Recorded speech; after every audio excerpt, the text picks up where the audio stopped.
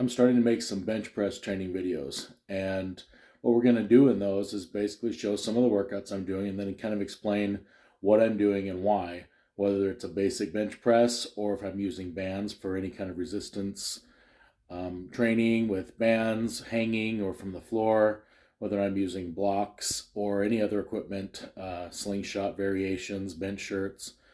I get a lot of comments from people that don't understand what it is that's happening. Um, and I think maybe this is a good way to kind of explain the reasons for the different things that I'm doing and what works and what doesn't.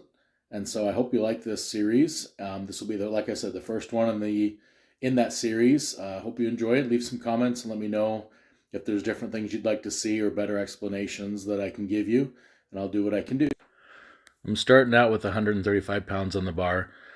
I usually will start with just the bar, but then I work up to 135 just to kind of go through a range of motion, loosen up the muscles, and kind of get a feel for the right form and making sure that I'm ready to gradually increase the weight. Sometimes I'll take bigger jumps, but lately, certainly now that I'm in my 50s, I tend to take smaller jumps in weight. And as you can see here, I just went up, added 25 and went to 185 pounds. And same thing, I got the elbow sleeves on. Helps my elbows warm up a little bit more. I had some nagging elbow injuries a while ago. They're not really there anymore, and so I don't use them every time, but it does help make sure that I'm not straining anything. I want to keep my elbows strong. I have 225 on, and you may notice that I have some bands hanging from above. And what that really does, it's similar to when you have bands from the floor, but the one big difference is while it feels lighter when the weight's at your chest and heavier at the top, it's more of a natural feeling at the top. You're holding the weight, but you're not getting any pulling down at a different angle that can kind of create some havoc with your joints and balance. It also makes it more realistic when you're locking out weights at the top. So up to 335, I have a 100-pound plate and a 45-pound plate on each side of a 45-pound bar.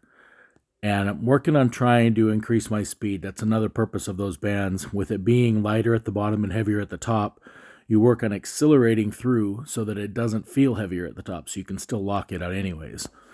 Now I'm using the green Bench Daddy with 425 pounds here. Same thing, I have hanging bands, and it looks like I have blues and reds hanging, but I could be wrong. That's what it looks like on here. And this green slingshot, again, as it stretches, the weight feels lighter at the bottom and heavier at the top. It kind of accentuates the difference between the bottom and the top. Really good for learning to accelerate the weight. And I gradually do that as I'm building up. If you're going to use a bench shirt or anything like that, eventually where you have really explosive power at the bottom, but you still need to be able to control and balance the weight at the top and push through when it finally gets heavier. It's a unique skill that you have to practice, and training like this helps you build up to those weights and not be such a shock on your system. So here I am with 515 pounds. Bring it down for a nice touch, an explosive press. I only did one rep because I'm saving myself for the big lift, the 605 here. And that went pretty smooth. As you can see, it slows down near the lockout, and that's kind of exactly the point that I was making, is that it feels very different, and you have to work on being able to smoothly press all the way to the top.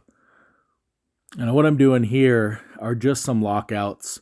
So it's mostly just the weight on the bar. It's not exactly 335 pounds, but the purpose of that is just working to feel like I'm spreading the bar apart, using my triceps to extend and push the weight up as if I was locking out. At 425 here, it shouldn't be difficult compared to what I already did, but because you're working heavy on the last part, is where you're holding most of the weight all the way through the workout, this actually felt really heavy, which was kind of surprising to me, but that just shows how fatigued my triceps were at the end. This 515 was actually really difficult, and I did not expect it to be.